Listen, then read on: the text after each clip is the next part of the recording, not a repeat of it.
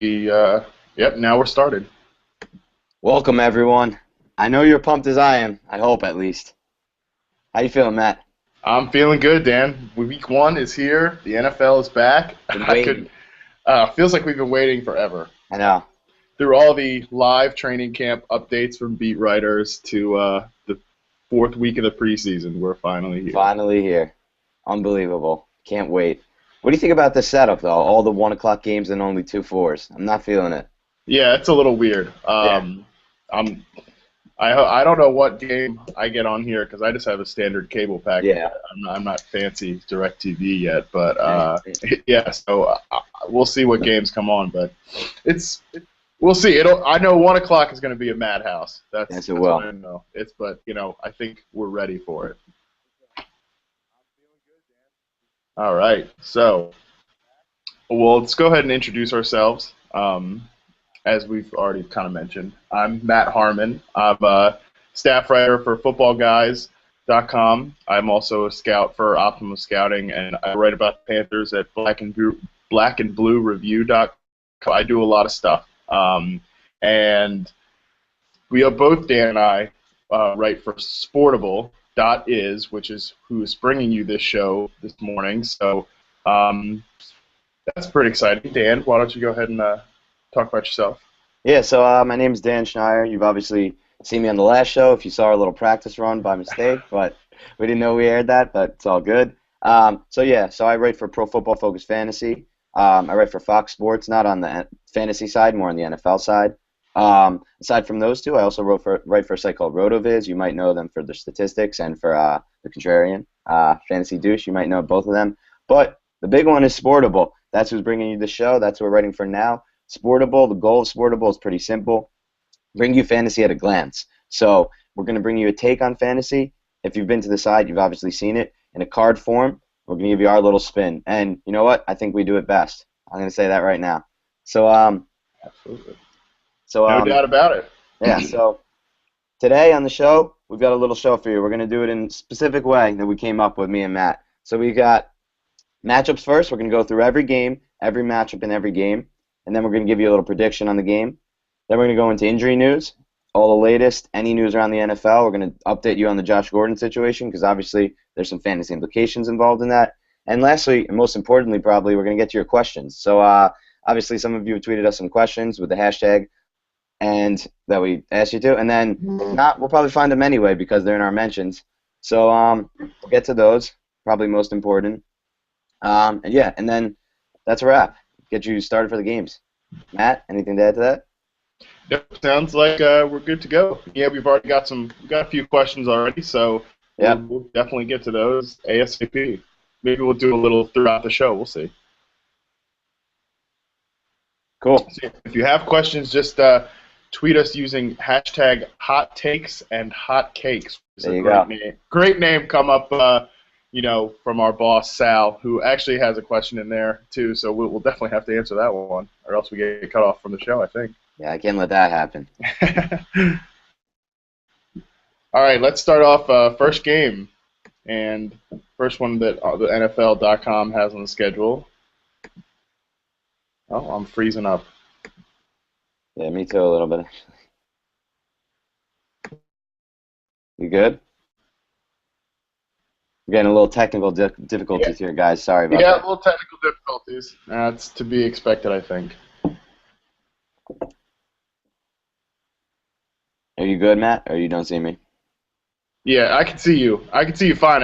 I can't pull up the schedule on my internet. Do you have it? Yeah, I got it. Let's start it off. Okay. Yeah, All right. go ahead. I'm going to start with New Orleans and Atlanta. Very interesting game. Pits two division rivals. I've heard a lot of talk that because the game's in Atlanta, New Orleans is going to struggle with this. I kind of think the opposite. In this game, I'm a little worried about Matt Ryan. Somebody asked me a question earlier. Would they start Matt Ryan or would they start Tony Romo against San Francisco defense? And I took the take of starting Tony Romo. People didn't agree with that. Let me get into why I don't really like Matt Ryan this week. So Matt Ryan's coming in, lost his left tackle, Sam Baker, shifting over Jake Matthews to left tackle from right tackle. Matthews is a talented rookie. Everybody knows that. Very safe pick in the draft. Very good talent, good blood. But the fact of the matter is he's been practicing at right tackle all preseason. Now he moves over to the left side.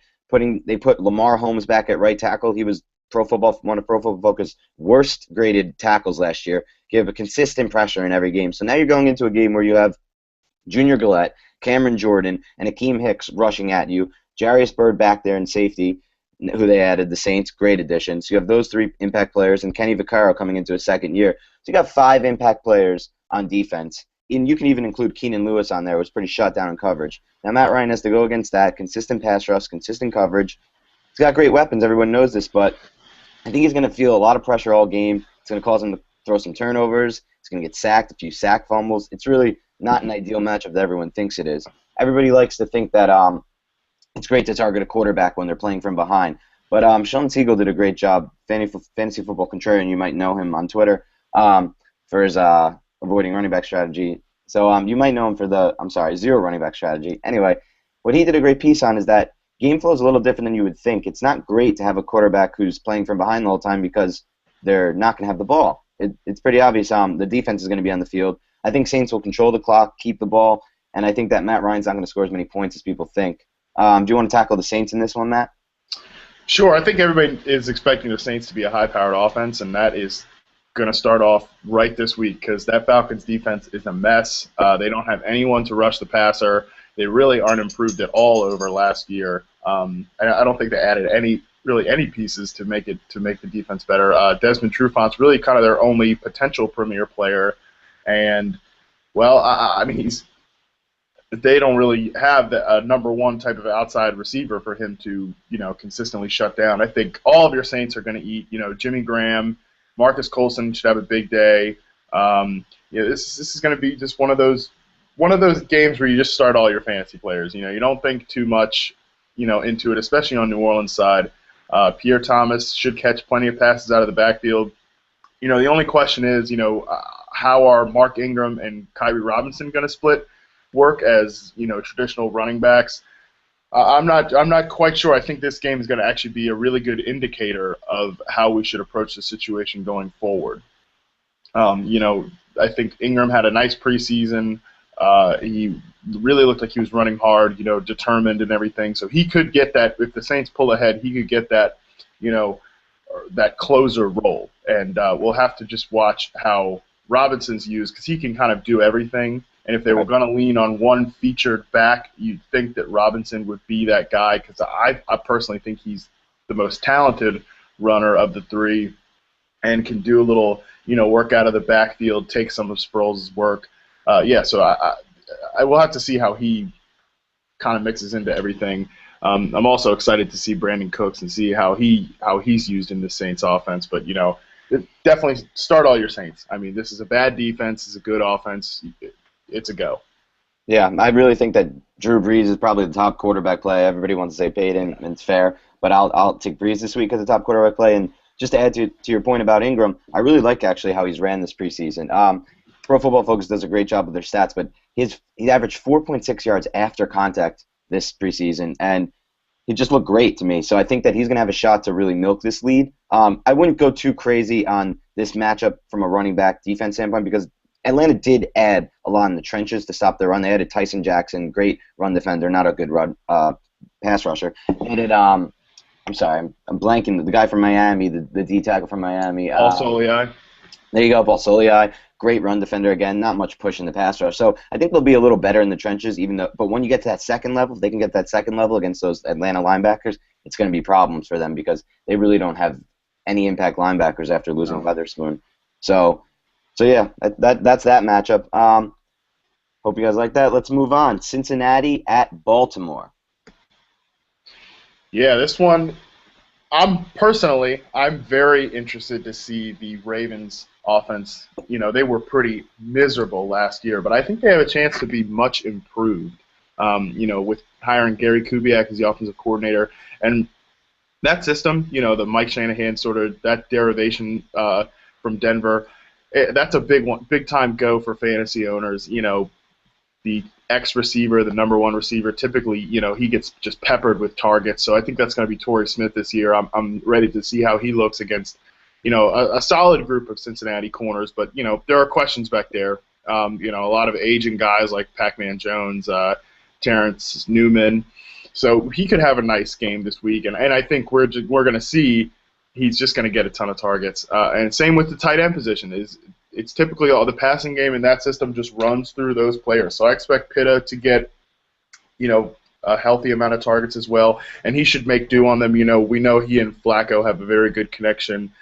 This is a tough defense, especially up front. They have Geno Atkins should be coming off an injury, but I still think Bernard Pierce is maybe worth a flex play if you have some questions at the running back position. I know I do it in plenty of leagues because I went with that zero running back approach. So Pierce is a popular target of mine. I hyped him a lot all offseason as a potential sleeper. So I think we're going to kind of see, and this is his big chance with Ray Rice out for 2 games. So he's going to get a chance to show, if he can really steal this job. So he needs to start off well against what's kind of a tough matchup.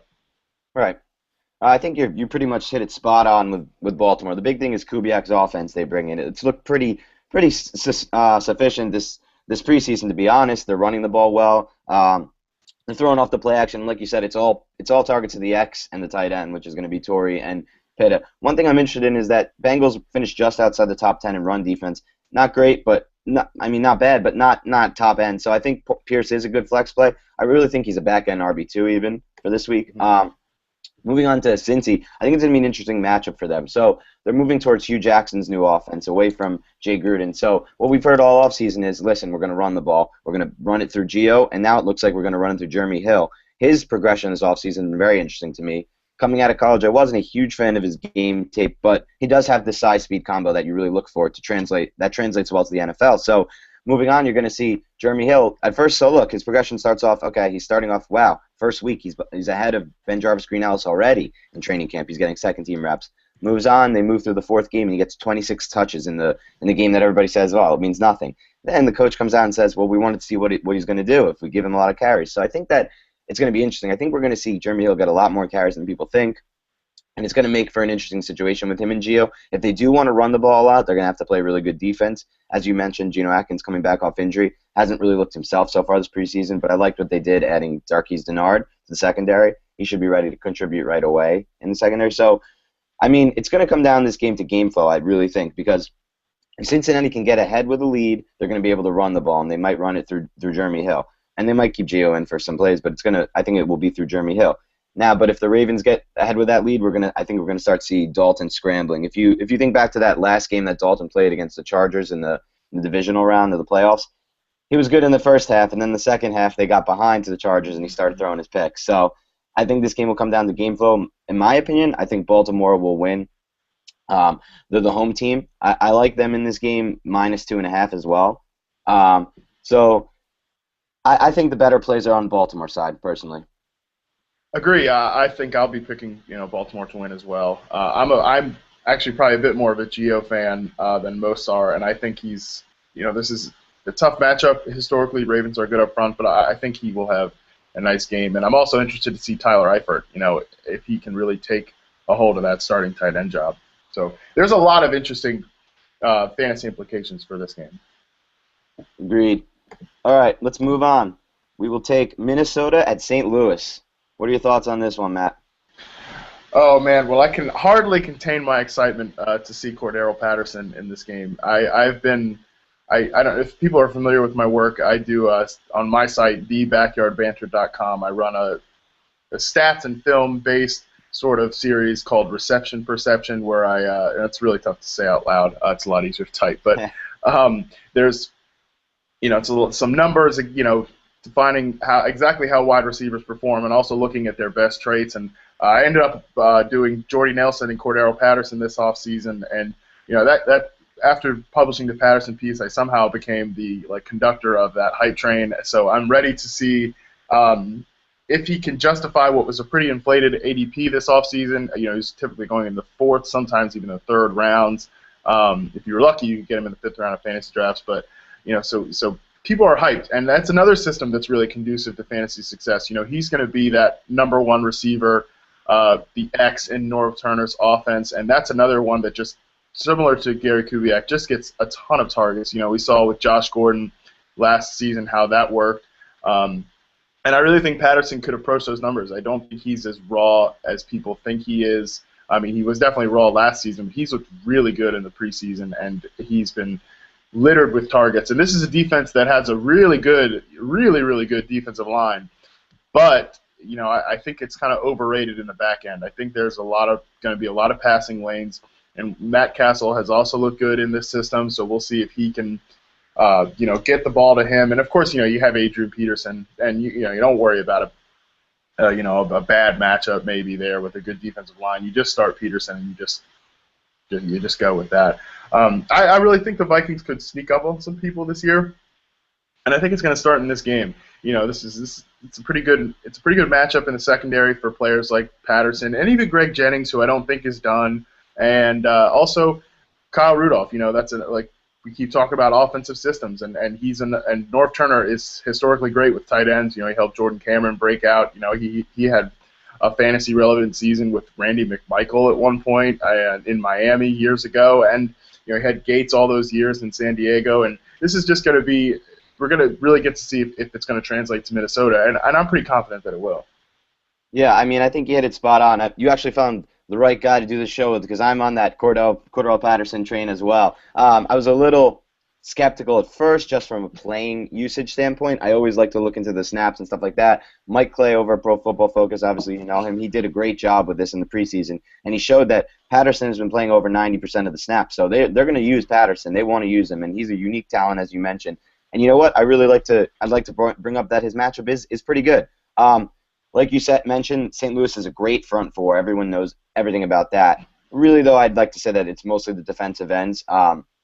Still a little unproven. Aaron Donald's an incredible talent. They took him in the top 15, and I loved his talent, but rookie. Then we're looking at Michael Brockers at the other D tackle spot, and he was a high draft pick, but he hasn't really shown up. So it's really the ends, and then, like you mentioned, the secondary is a little weak. Last year they graded out as in the bottom 10 of Pro Football Focus's coverage statistics, grades, I'm sorry. Janoris Jenkins had a good finish to the year, but really in the back end, the two safeties are the problem. They give a lot of big plays. So I think that this is a perfect match for somebody like Patterson. As you mentioned, hit it spot on with North Turner's system. It's a reason I really was targeting both Patterson and Rudolph in drafts. Jennings, I understand the hype for. I like to go a little in the end of my drafts. I like to target bigger flyers. So that brings me to my next guy on the other side of the ball, Brian Quick. Brian Quick. Loved him coming into the draft. It's taken him a long time to get to the NFL and make an impact. Still hasn't made an impact, but he had an incredible preseason. Very disappointing to see the news with Sam Bradford when he went down. Hopefully Sean Hill can do a similar thing, just throw the ball up there for him. This is a guy 6'4", 220, ran close to a 4.4. He ran a 4.5. But credible vertical. I mean, we're talking about a guy who's big. He can become a red zone threat. He can score touchdowns. I'm really interested to see him play this week. Kenny Britt got a lot of the hype. So Quick was basically you can get him in your last round of your drafts for $1 in your auctions. And I'm interested to see, as you mentioned, I think Peterson actually has a better matchup, just like you said, and you think you can never bench him. But the Rams, while they do have a great front four, they don't. Linebackers, Laurinaitis had a down year last year. Ogletree, high draft pick, but he hasn't been great against the run. He's better against the pass. So I think that Peterson can do well in this matchup as well. One last thing I want to touch on that we didn't talk about that's interesting is the Rams running situation. So we know they're gonna want to funnel the offense through the run game, and they have a very good offensive line. We all know that as well. They added Greg Robinson, second overall pick, who's not even starting, to show you how good their line is. But the question is, what are they going to do with the situation? We thought it was going to be a full Zach Stacy offense for a long time, and now recent news coming out that Benny Cunningham's going to have a role. And over at Pro Football Focus, there's a great piece actually that broke down the film on these two in the preseason, and basically said Stacy has a little more burst, has a little more agility, might be the better runner, but Cunningham's picking the better lanes. He's showing better vision, and you know what? I think it's going to cause a logjam in that backfield, and I think I started off high on Stacy. I'm more down on Stacy now because if he's not getting all the touches in that offense, that's not going to score that many touchdowns, probably with Sean Hill at the helm. He's less of a good play. So I think he's more of an RB2 play this week. I don't love him. There's guys I would start over him. How do you feel about that one, Matt? Yeah, I was pretty, bullish on Stacy at first, but then when he started falling in drafts a little bit, and I can understand that. And Cunningham, he's shown he's a good player. And Stacy is, he's really tough and a guy that can sort of be a bell cow. There's nothing special about him that would keep a player who's outperforming him off the field. So if Cunningham could show well, and especially as maybe a pass catcher, a little bit of an airback, then that's going to be an interesting situation to watch. And this Vikings defense was really poor last season, but they hired Mike Zimmer as their head coach, who really put together some great defenses in Cincinnati and really developed a lot of the talent there. And I think they have some pieces up front. Everson Griffin, was re-signed this offseason. They brought in Anthony Barr and Scott Crichton. They have the makings of what could be a pretty good defense. So we'll see if they can shut down this offense in week one. Just what we do know is it's not going to be Trey Mason. So if you wasted a draft pick on Trey Mason in your fantasy leagues this year, I'm sorry, but I don't think that's going to get you any early returns. Yeah, he's just not picking up the blitzes, and he's just not ready to contribute yet in the NFL. That's just what it comes down to. So we got Rams -3 at home. Who you got, Matt? I'm taking Vikings. That sounded like you were taking them. I'm going to go ahead and take the Rams. I'm not ready to buy into the Vikings until they make the move to Bridgewater, who was my favorite quarterback in the draft. I've seen enough of Castle. He is a good fit for this system. This is the perfect system for him. Just play action, throw downfield to your X or to the tight end. But I can't buy into him yet. All right, Let's move on to Cleveland at Pittsburgh. No Johnny Manziel, but what do you think about this one, Matt? Well, I'm not interested because there's no Johnny Manziel. No, in all seriousness, this is a one to watch too. Again, this is another Shanahan offense. We seem to be hitting these pretty soon, where the X receiver and the tight end get targeted at the time of the passing game, and these running backs are just relevant kind of by default. As far as running backs go, it looks like it's going to be Ben Tate early on. Until he suffers an injury, which is really more of a when, not an if proposition. Judging by his history. But I think he could have a nice game in this first week. Pittsburgh's inside linebackers now, Ryan Shazier and Lawrence Timmons, are more of coverage guys. They're fast, but I don't think this is the tough, stifling defense that it's been in the past. The front seven is getting younger and quicker, but I think that might provide a few rushing lanes for a really good Cleveland offensive line to open up, in a system that is just it's absolutely profitable for running backs. It's been proven. So, and Tate knows the system. He could have a nice first week of the season. I'm really interested to see how he looks. He looked good in the preseason, and really no one wanted to mention that. And I was a big Terrence West guy, so I was kind of secretly hoping that he would seize the job. Or actually, maybe not so secretly if you follow me on Twitter. But so I'm interested to see Ben Tate. He looked good, and as far as the passing game goes, it's kind of a mess. Brian Hoyer had a few good games last season, but I don't think you can really trust him to be a long-term viable option. I think it's going to be Johnny sooner than later. And as far as the weapons of the passing game goes, we know Jordan Cameron is good. I think we can count on that. He's going to at least, give you a reasonable floor, despite the mess at quarterback. I mean, he was excelling last year with Jason Campbell playing for an extended period of time. So I'm not worried about the quarterback situation there. I'm a big Jordan Cameron fan, but it's the receivers that I'm interested to see. I mentioned that offense really has, runs through that X wide receiver. They don't have one of those right now, unless you count Miles Austin, which you probably shouldn't. They have an interesting little gadget slot receiver in Andrew Hawkins, who I think could be, a reasonable play in PPR, kind of a poor man's Julian Edelman, maybe in the best case scenario. But I'm not really excited about anyone in the passing game other than Cameron. Yeah, I think you hit it spot on there. I'm definitely interested. One point you made about Ryan Shazier. I want to see what they do with him. So, talking about a guy who had disgusting measurables, really. He ran an unofficial 4.36 with a 42-inch vert, bench press 25. This is at 6'1", 240, and he had a 4.21 He's a total freak. So the question is, are they going to use him on Cameron? Because if he shows well in coverage early and they put him on Cameron, this could be a bad matchup for Cameron all game, regardless of the targets he gets peppered with.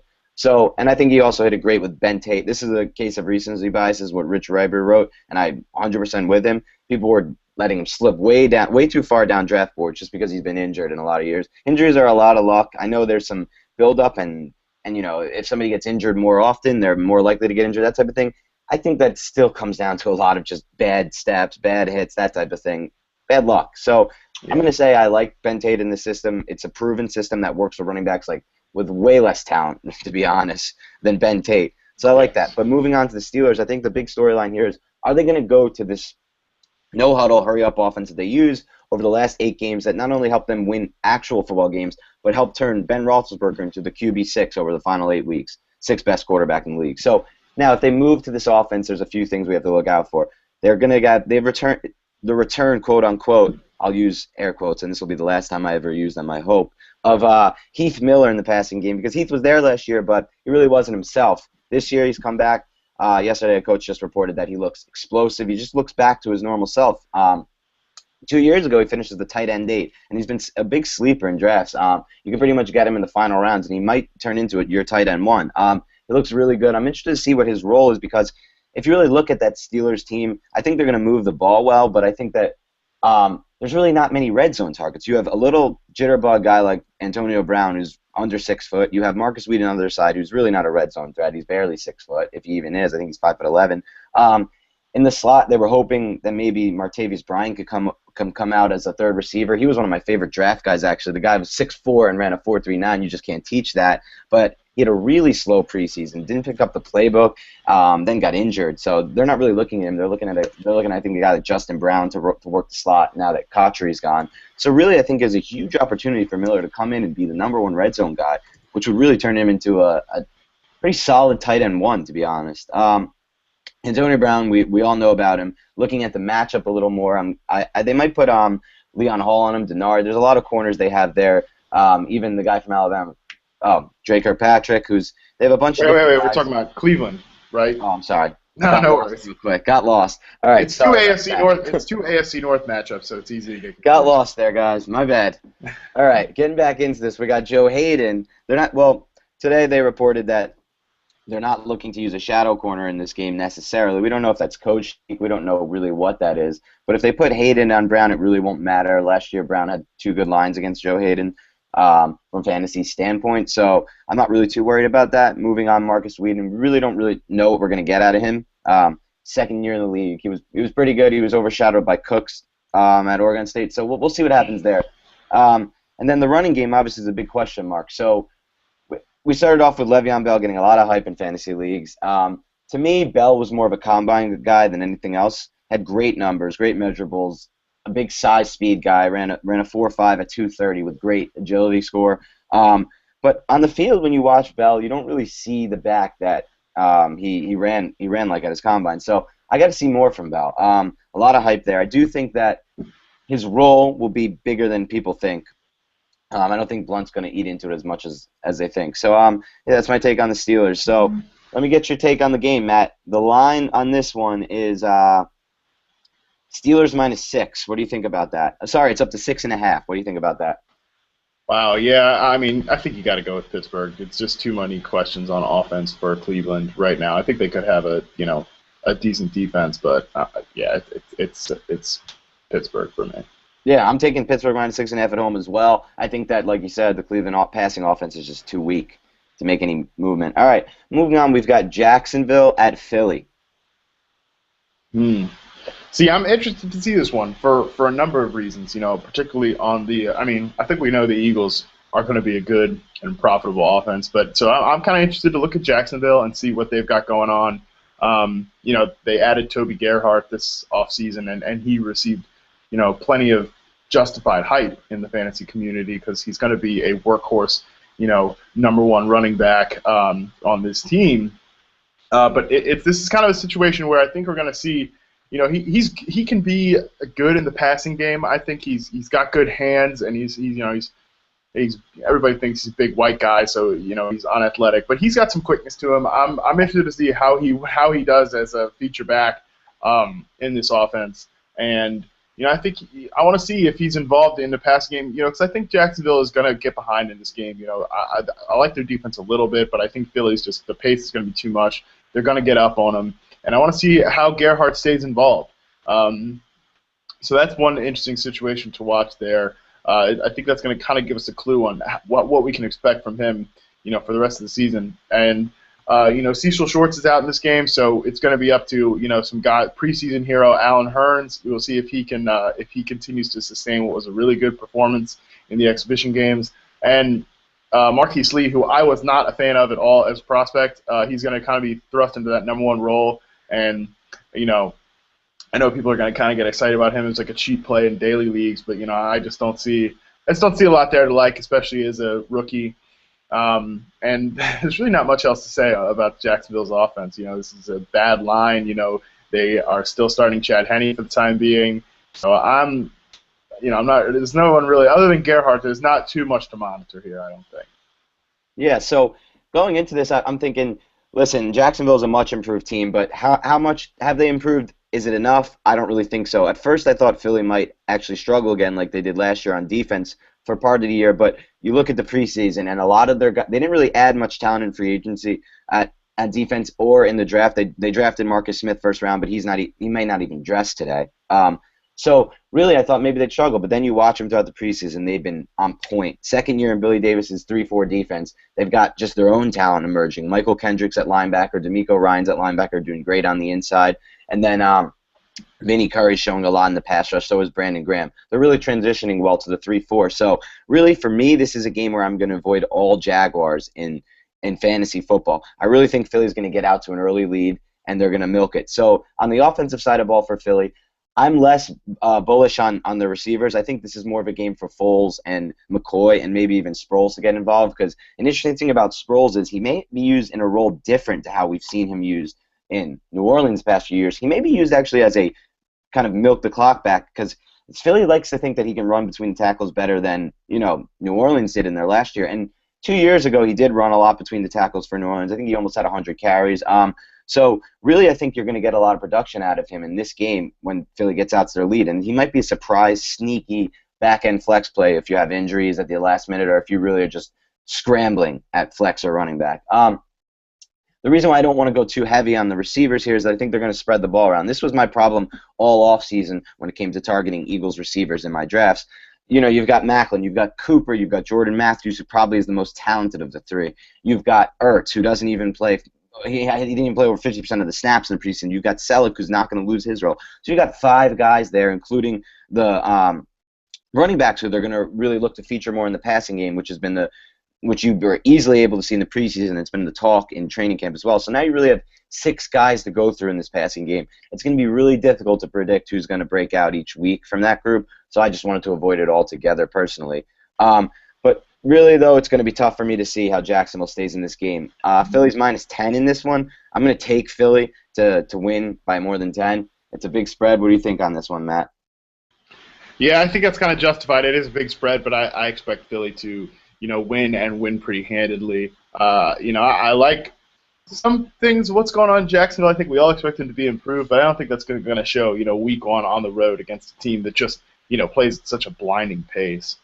Yeah, exactly. All right, the next one we've got is Oakland at Jets. I'll start this one off with Jets because this is one of my favorite fantasy daily plays of the week. Going Geno Smith and Decker in a stack play in your tournaments. I love this matchup for both Geno and Decker. Geno Smith is just a guy I love coming out of the draft. Thought he was a great prospect. He had good accuracy, great arm strength, and you can't teach that. Great size, you can't teach that, and good speed. And those are really the 3 things. He needed to work on his footwork, and obviously he needed to learn an NFL offense last year coming from that spread. And what I've seen throughout the preseason is that he's made major improvements in both his footwork and going through the progressions in this offense in his second year. So I really like him to come out strong here today. If you look at the matchup with Oakland, they really don't have the corners that can stay with Decker. The thing with Decker is a lot of people like to think that he's not a good receiver for some reason I'm really not sure about, that he's a number 2. He had Peyton Manning. It's the only reason he's good, blah, blah, blah. But the fact of the matter is he's 6'3", 215, ran a 4.5, actually he ran a 4.60 flat in the combine, but in his pro day he ran the 4.5s. And he's a guy who gets separation, goes up for jump balls, and uses his strength and body to catch them. He's a really, really good receiver, and he's going against a Raiders secondary that finished as dead last in Pro Football Focus's pass coverage rate and as the 5th worst as a pass rush team. I mean, yes, they made great strides to improve their pass rush, but I still think it's a mess. You got last year, back into the secondary, you've got last year's first rounder at cornerback, DJ Hayden, injured again, not going to play today for the Raiders. They added 2 cast-offs from the 49ers, Carlos Rogers and Terrell Brown. I think they're going to be starting at corner. I don't trust either of them to defend Decker. We're talking about a guy who was the most efficient deep pass catcher in the NFL last year. On passes that traveled at least 20 yards in the air, he hauled in 15 of his 25 targets for 509 yards and 5 touchdowns. I think we're going to see a great game out of both Decker and Geno Smith today. And it's interesting to note, Rotoviz pointed this one out, that in the 8 games that the Jets did win last year, and they are projected to win this one, I think they will, in the 8 games they did win, Geno Smith scored average 23.8 fantasy points. That's a pretty good number, and it's a pretty play there. What do you think about the Raiders' offense in this one, Matt? I don't really think anything good. Yeah. It's they probably made the right. I mean, they definitely made the right decision. You could not roll Matt Schaub out there. I was telling people he was done. In October last year, and for some reason, Oakland decided to hype him up as a quarterback that was on par with Peyton Manning and Phillip Rivers in that division. I mean, that was actual quotes that they said about Matt Schaub. But leaving that aside. I think that this offense is going to be a little bit better with Derek Carr, for the rest of the season. I don't think it's going to show this week. The Jets, while they don't have a very good secondary, maybe that could be exploited a little bit, but I think they have just such good, interior pass rushers, Wilkerson and Sheldon Richardson. They're some animals up front. I mean, they're going to get after Carr, and that was what I thought his big weakness in the draft. Evaluating him as a prospect, I didn't think he handled pressure all that well. There were some signs of that. So this could be kind of a rocky start for him and for the offense in general. The line's not good. They have 2 running backs who are kind of question marks. I mean, Reese Jones-Drew, how much does he have left? I don't think he's going to be a good play this week or really for the rest of the season. And Darren McFadden, we know he has talent. He could work as a pass catcher, but I'm questioning whether, of course, whether he stays healthy or whether this is just an offense that's going to be able to use him. I don't really, and as far as receivers go, I'm not playing anybody this week. Even against good cornerbacks, maybe one of these guys scores a touchdown in catch-up mode, but I expect New York to win and win pretty handedly. So I'm not really messing around with any Raiders this week, and I don't think anybody else should either. Yeah, I mean, this line opened up at 4.5, Jets minus 4.5, and it moved all the way up to 5.5 and 6 in some sports books. I'm still taking the Jets. I'm not really big on the Raiders. They're actually a team I don't think much of this year. I know a lot of people are going to hate to hear that if you're Raiders fans and you're expecting the rebirth this year, but you may have to wait another year, I think. Moving on, we're looking at Buffalo at Chicago. I'll take the Bears offense in this one first just because I'm pretty high on them. This is another play I love this week with Cutler and Jeffrey in your daily leagues. Really, when you look into this game, Buffalo is I think they're going to go through a little transition on defense. So they move away from Mike Pettin as defensive coordinator and his 3-4 system that was basically based on the principles of Rex Ryan's 3-4 attack system to Jim Schwartz, who runs more of a 4-3, I wouldn't call it a zone defense, but it's more of a you stay in your lanes type defense, that type of thing. So, and more importantly, they're losing Jairus Byrd, the safety, who I think is the best deep half safety in the league. I'll take him over Earl Thomas because he's done better with less around him. So, I mean, losing him is going to be huge. And another important loss is Kiko Alonso. They lose their middle linebacker, who wasn't just great in the run, he was great in the pass. Both him and Jairus Byrd were the first and third best players in pass coverage last year, according to Pro Football Focus game charters on pass coverage statistics. So, I mean, you're looking at losing 2 of your best guys in coverage, really. The reason I love Jeffrey in this matchup, and I'll take him over Marshall in daily leagues, is that Buffalo has 2 corners, and they don't really like to move around. They've got Leotis McKelvin, and they've got Stephon Gilmore.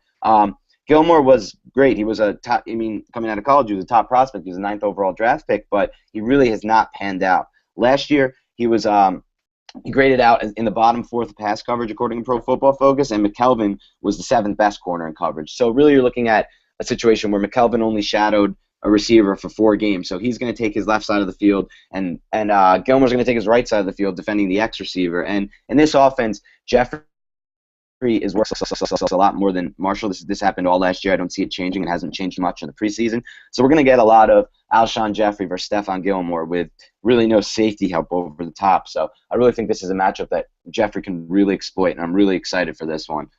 What are your thoughts, Matt, on this one?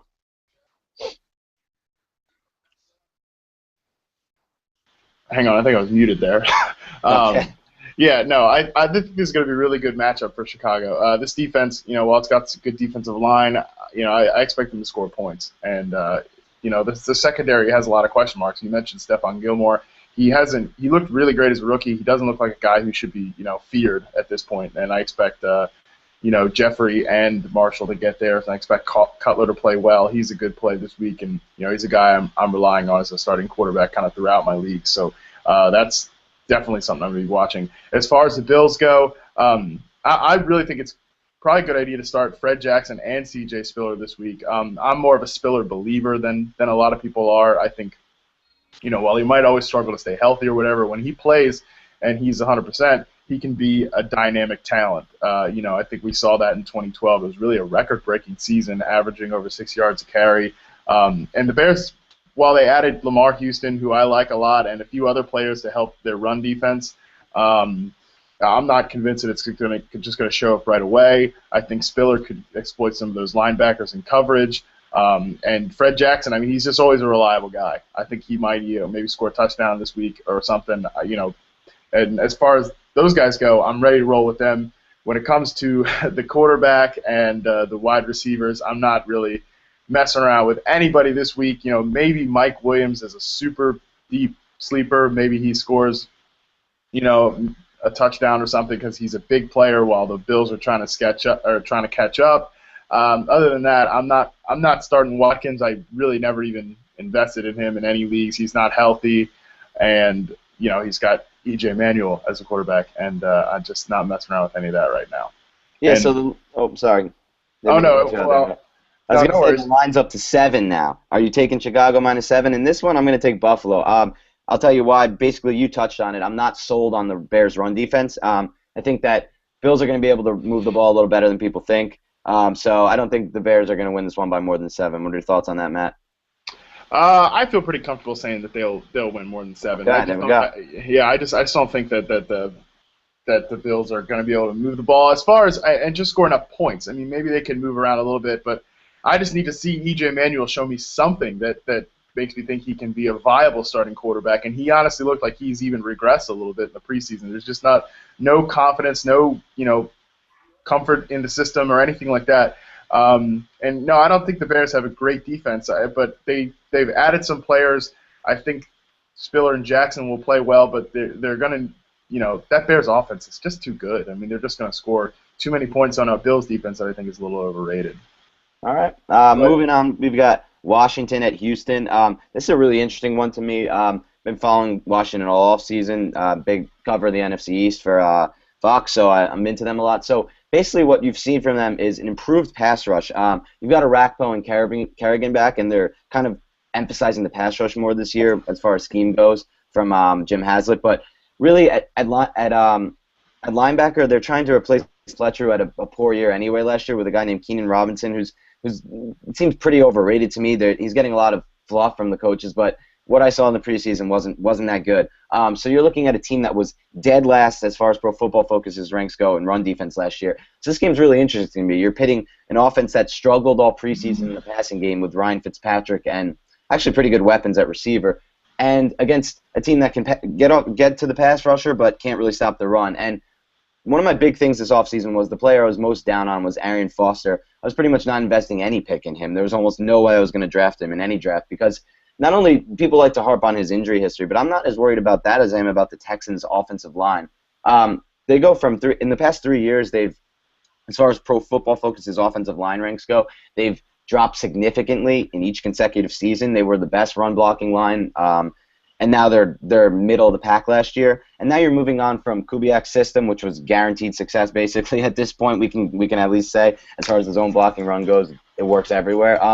To Bill O'Brien's system, which is going to emphasize more power schemes. So I'm really worried about this run game, and even against a front like Washington, I think that they're going to struggle to move the ball this game. So I'm very down on this, but it is interesting from the standpoint that Washington really doesn't have a great run defense. Even adding Jason Hasher, he's more of a pass rusher. So what are your thoughts on this one, Matt? Well, I think that I'm actually a little excited about Arian Foster this game, just because I think he's going to get the ball a ton, and I think he's going to catch the ball out of the backfield and everything. I'm interested to see just how this offense works. And just one note, I think Andre Johnson's going to have a great game this week. I'm not confident in any of the Washington corners. D'Angelo Hall, he talks a big game, but I think he's been kind of declining for a while. And I think Johnson's going to be a really good play this week. So we got to definitely watch the Houston offense. And then as far as the other side of the ball, I mean, Washington, it's just a mess right now. I mean, RG3 looked terrible. I mean, there's no other way around it. He looked just terrible in the preseason.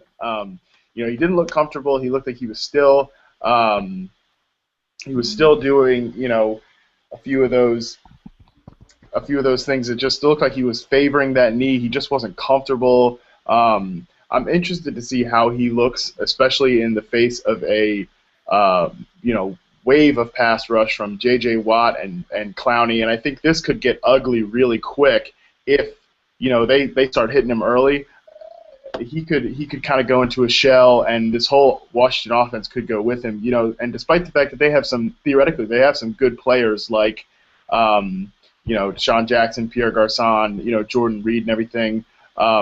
It's going to be an interesting one to watch this week, how they do against a Texans defense that, they don't have too much outside of Watt and Clowney, but for just this week alone against, kind of a questionable offensive line, it could be enough. It could be enough this week to work in their favor.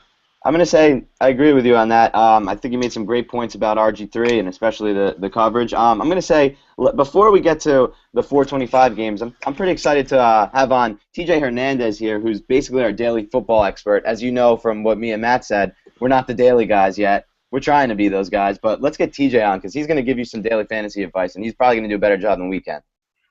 Hey guys, how you doing? What's going on, TJ? How you doing? Excellent. Very happy to have you on. Ready for Big Sunday? Yeah, don't put too much pressure on me. Call me an expert, though, man. Yeah, you know what? I think you are.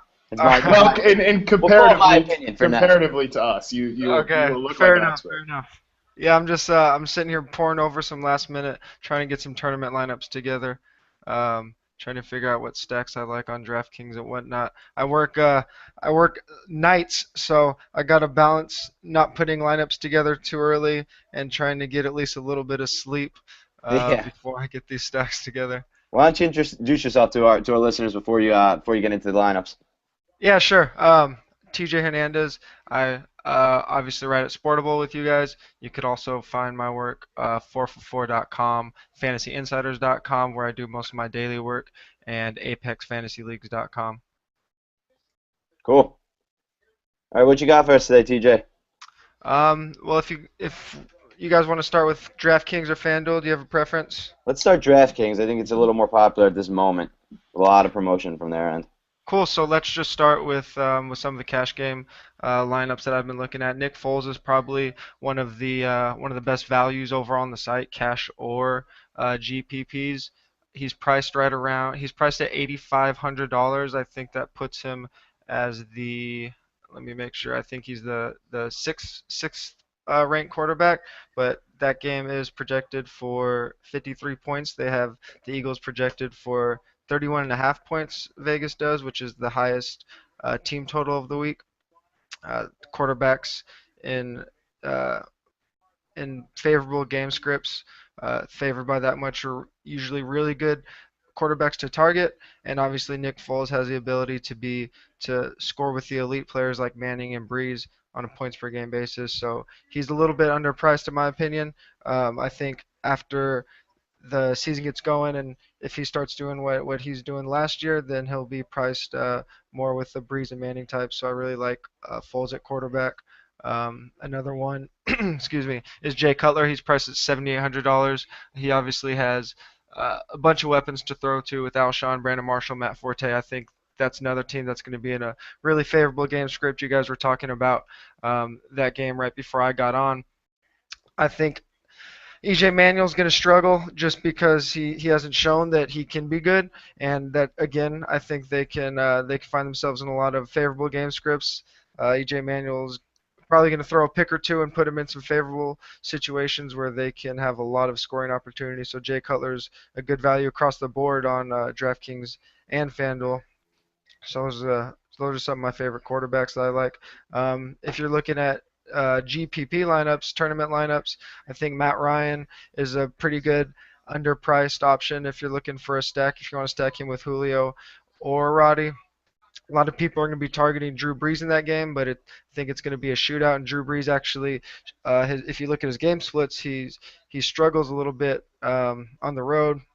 He's still above average, but he's not quite as elite as he is. So Matt Ryan might be the quarterback you want to target in that game if you're looking to go a little contrarian off the board and still have really good upside. I like stacking him with Julio or Roddy for tournaments. Um, if we're looking at running backs, Frank Gore is really underpriced on DraftKings. They have him at $5,200, but that game is one of the higher projected games this week, and San Francisco is favored by quite a bit. Dallas obviously has been one of the worst defenses in the league the last couple years, and we're expecting them to be just as bad as they've been lately. So at $5,200, Frank Gore is really hard to pass up. He's going to find his way probably into all my cash game lineups on DraftKings this week. Let me ask you a question, real quick, TJ. Sure. I typically think that, and I might be completely wrong, so feel free to beat me down on this point too. But I've been kind of tending to build my daily lineups around wide receivers, so I like to go kind of cheaper in running backs. Yeah. Yeah. So what do you think about playing like a guy who's obviously a backup like Carlos Hyde, but he might have a chance to get some carries in what could be a blowout, against a really bad front seven. Do you think there's any wisdom in taking that approach on both sides? The thing that I would say to that is you just want to make sure you're differentiating between your cash lineups and your tournament lineups. Right. I think that's a really great strategy if you're looking for to punt the running back position in some of your GPPs. I think that's a really good thing to think about. You want to target with your running backs. You just want to target touches more than anything. So if you find someone like Carlos Hyde that's priced near minimum, he's still going to get 10 touches, especially if that game gets a little bit out of hand and the Niners start trying to control the clock. In my cash lineups, I really want to maximize my floor, and you're going to do that by paying up for running backs. I'm going to have a lot of Forte, a lot of McCoy, even Adrian Peterson. He's a little underpriced on DraftKings. So in my cash lineups, I'm not going to take that risk. I just want to maximize my floor. But in GPPs, where you want to pay for your receivers, you want to maximize that upside with your receivers. If you've looked at any of Chris Raybon's work on 4for4, the best way to maximize your ceiling is to pay up for receivers. They just score more points. If you look at 40, 50-plus points games last year, I think there was 12 of them last year, and only one of them came from a running back, which was Jamal Charles, crazy Week 15. Other than that, It's all tight ends and wide receivers. So definitely that's a good strategy where you need to find some running backs on the cheap when you're paying up for those wide receivers and tight ends. Sounds good. Appreciate that. Do you have any more takes? Wide receivers, tight ends, kind of who to target? Yeah, if I didn't get to the value plays on wide receivers, Roddy White is just criminally undervalued across the board on DFS in all the DFS sites this week. Again, I touched that game is expected to be a shootout, and Roddy and Julio more or less are going to see the same amount of targets. I think Roddy can actually see more targets than Julio. He has a little shorter average depth of target. Julio is a little bit farther downfield. For elite guys, they actually have lower average depth of targets than you expect, especially Julio. I think he's around 12 yards per target. Roddy's around 10, so he's a little safer. So I like him in cash a little more. But if you think those guys are going to be somewhat close, you should be playing Roddy for sure. He's only $5,900 compared to Julio at $7,700. So Roddy White's a guy that's undervalued across the board, especially on DraftKings. And then Julius Thomas on DraftKings, he's only $5,800 compared to Graham is $7,200, and I think Gronk is at Gronk's at $6,700. So you're getting a discount on Julius. He's right there with Gronk and Graham in terms of ceiling this week and even just medium projections. That is the highest projected game of the week. And with Welker out, a lot of people are thinking about Emmanuel Sanders, even Cody Latimer. In my opinion, I think it's going to boost Thomas, Monte Ball, and Demarius more than help out Emmanuel Sanders, who I don't think is a good receiver to begin with. So I really like Julius Thomas at 5,800 if you want to pay up for tight end. Yeah, that makes sense. That's typically something I like to do as well. So real quick, wrap up DFS stuff. Just Sure. any other thing you wanna throw out there, for a couple of newbies like us, any strategies, general takes, maybe not specific to this week or specific to this week, whatever you want. Yeah, for sure. Like I just touched on when you were bringing up Carlos Hyde in those cash games, which is 50-50s and head-to-head matchups. Just you want to maximize your floor, so paying up for quarterback and running backs, and then DraftKings has a flex position. So something I try to do is target a pass-catching running back in that flex position in my cash game lineups. Don't try to force it, but if it's there, there's usually some pretty good underprice options that you can target, that you can project for a fair amount of touches, with a lot of them coming through the air.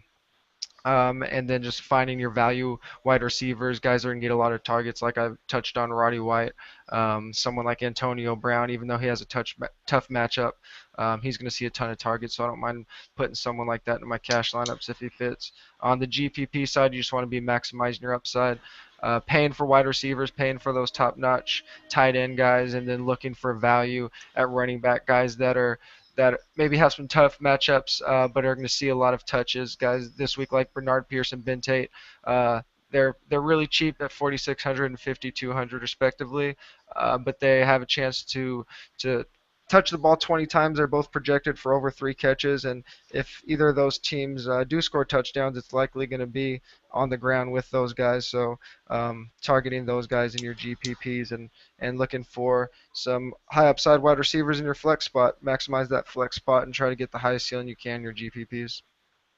Absolutely.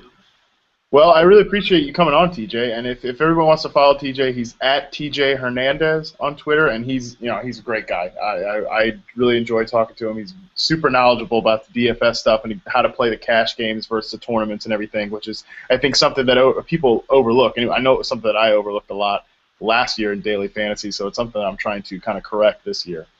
Yeah, I'd say gotta get on that. Follow him on Twitter. He's the man. TJ, thank you for coming on. That was awesome. Appreciate it, guys. We'll probably look to have you on maybe every week or so to come as long as you're DFS willing to do it. Give us the DFS advice. I'm looking forward to it. Good luck this week, guys. Happy week 1. Yeah, hell yeah. Absolutely. Same to you. All right, later, guys. See you later, TJ. All right, we're going to get back into the matchups. We're going to do it real quick so we can instead get to some injury news and get to your questions, which are probably the most important thing you're looking for. But let's tackle the matchups real quick as well. Moving on we cut off at the late games. We got San Francisco at Dallas. This one's a fun one. Everyone can't wait to see this Dallas defense. I'm gonna tackle the 49ers offense versus the Dallas defense on this side of this one.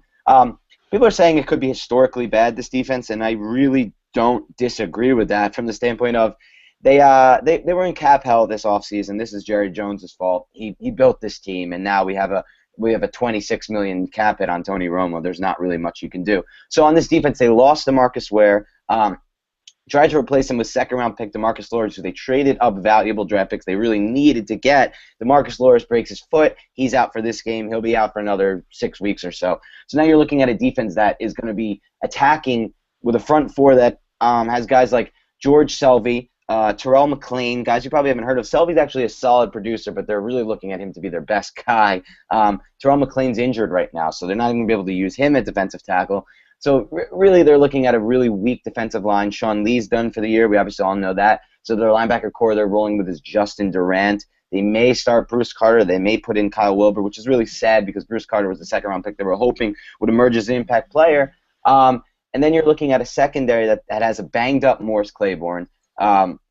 He's a game-time decision. Really, they don't know. They held him out of the last game. And then you've got in the secondary Orlando Scandrick, who's suspended for 4 games for Molly. We believe. We don't really know, but apparently he took Molly. This Molly story is going nuts. We've got Welker and him just popping Molly all the time. This is the new Adderall thing. Last year it was we're suspended because we took Adderall, right? Yeah, sure. So anyway, He's suspended. So now you're looking at Brandon Carr's maybe their most impact player on defense. At safety, they have J.J. Wilcox and I'm blanking on the other safety who's actually a pretty good player, which is sad. But anyway, the point is you're looking at a defense that's really weak. So everybody wants to target this matchup in daily fantasy sports, and I really don't blame you. I think the 49ers are control the clock. Yes, their offensive line has looked interestingly weak in the preseason, but a lot of that I think has to do with the fact that Alex Boone held out at guard. Boone's back. Center, they surely have problems. And at right tackle, actually, their dominant right tackle, Anthony Davis, will be out for this game, which is interesting. So really it's like, do you not trust this 49ers offensive line to open up holes against this pathetic defense? I do. So I really think almost any offensive line can move the ball. So I think Matt brought up a great point earlier. We're going to see Frank Gore have a great game, and everybody wants to target him, and I'm fine with that. But are we going to see Carlos Hyde this game? Everybody wants to know what we're going to see out of Hyde. We've seen a great talent. He was unbelievable at Ohio State. He ran that 4.640, but in the process of it, he pulled his hamstring, so he tried to run it through with a hamstring injury. So people are downgrading him, looking at his 40 time. That's not really fair. He's a 230-pound back with a lot of explosion. So will he get involved? I'm not sure. From another standpoint, I really think that you can look to the matchup with Crabtree. Crabtree plays the X for them. They're going to put Bolden on the other side of the field, and Bolden's going to draw Brandon Carr the whole game, who's definitely the Cowboys' best corner. So you're going to see Crabtree against either an injured Morris Claiborne or, going to the scrap heap of corners there. So really, I think Crabtree could be a really great play this week. He's injured a little bit. He came back to practice Thursday, missed Wednesday's practice, but if he's playing, he's not hurt. They have other guys behind him they could play. So I would target Crabtree in this. I would target Gore in this. I like Kaepernick in this. I really like them all. What do you think about the Cowboys' offense, Matt, against the 49ers' defense? Yeah, this is a week where I'm going to probably tend to play all my Cowboys. Romo, I think even if they're getting blown out, I think that we did talk a little bit about how game script's not always a great indicator that a quarterback is going to perform, but I still think Romo is going to get enough to eat for you this week and to be a viable starter. DeMarco Murray, I'm a big fan of as long as he's healthy, and he should be. Even if they abandon the run, I think he's a good pass catcher. I still think he can give you a pretty reasonable floor against this defense. As far as receivers go, I mean, Des Bryant's going to have a great game. I mean, that's a guarantee. I think Terrence Williams could even be viable. Jason Witten should be fine. I think all the Cowboys are going to perform. And just a note on this San Francisco defense, I think it's a little overrated right now. It's still a defense that, on reputation alone, goes super early in typical fantasy drafts, and they're priced pretty well. I see somebody take them in like the 9th round before, and I just don't think this is going to. I mean, look, they're missing Aldon Smith, Navarro Bowman, they're probably their two best players on defense. And there's questions about how Jim Harbaugh is going to approach the whole Ray McDonald thing. I mean, this is a front seven that's just going to fall off. I mean, it's just a guarantee. You can't just lose players like that and just keep on chugging. And in the secondary, I thought they were always kind of overrated at corner. I mean, I don't think they have one guy who can really, erase anybody. They lost Terrell Brown, who's a solid player. This is just a very, very good matchup for all fantasy players. Even I think it's going to get into a shootout. I really do, and I think that's going to be good for Romo, Bryant, Murray, all the guys. I think you play them all. I'm with you on that, Matt. I think you made some great points. I agree. One more guy I want to add from that secondary loss was Dante Whitner, who's really turned into a great coverage safety. That could definitely hurt them. I do need to point out, because you mentioned it, I got to throw my take on Terrence Williams, who was literally my most hated player in fantasy this year, so I got to explain why at least. Yeah, I want to hear it. Forced 3 missed tackles all last season. This was last in the league. To force 3 missed tackles is embarrassing to me. This is after catch. He has no after the catch ability. He's basically a deep threat with a 4.55 40. I really think that one of my major bold predictions here is that Devin Street, rookie 5th rounder from Pittsburgh, is going to take over Terrence Williams' outside receiver role by week 9. So we'll see if that one comes true. But anyway, that is bold. But I can kind of see it too, as far as not being a great fantasy, even if he is a better player than you think, and maybe he is. I don't really have a strong opinion on him. But in that offense, Scott Linehan's a coordinator now. that number 2 wide receiver, whether it's been just a poor group of players that have done it for him before, it's typically funneled through the number 1 receiver and the back, they pass a lot to running backs out of the Right. backfield. So I think Murray and Lance Dunbar could, definitely take some targets. So it's not really a player that has a lot of high usage. So I can kind of see where you're coming from. I wasn't particularly high on him, at any points unless he really slipped. And I think I only have him in about like one league anyway. So I could kind of see where you're coming from. So Niners -3.5. I got Niners here. I really, even on the road, I'm taking the Niners laying the points. I just can't trust this Dallas defense. No doubt. All right, moving on to our next late game. We've got Carolina at Tampa Bay. So this one's an interesting one. Just read a report, actually. This one came out 15 minutes ago that Rivera is considering holding out Cam Newton. This would be really interesting for this game for a lot of reasons. One, you got to set your fantasy lineups, and this is a 4 o'clock game, so you're really now scrambling, and you may have to go with a quarterback your QB2 if he's in a 1 o'clock game. I'm not really sure if he's going to hold him out if it's Coach Week, but the fact of the matter is it's not a great report to read. I personally didn't think this was a great matchup anyway. The Panthers are replacing a lot of people on the offensive line. Jordan Gross retired. They're moving in Trey Turner right into the starting spot at left guard. He was one of my favorite prospects, but more so for his run blocking at LSU, not so much for his pass blocking. So now you're looking at a Lovie Smith defense that has had a lot of success in the past with the Bears, with not really premier talent. They have Gerald McCoy, an incredible 3-technique defensive tackle who's going to get after the passer, beat those guards, beat that center. Maybe not Khalil, but he'll probably beat through the gap. And then you also have Levante David, a really impact linebacker who's going to do really well in this system. So I really think this defense is going to be better than people think, just based on the scheme.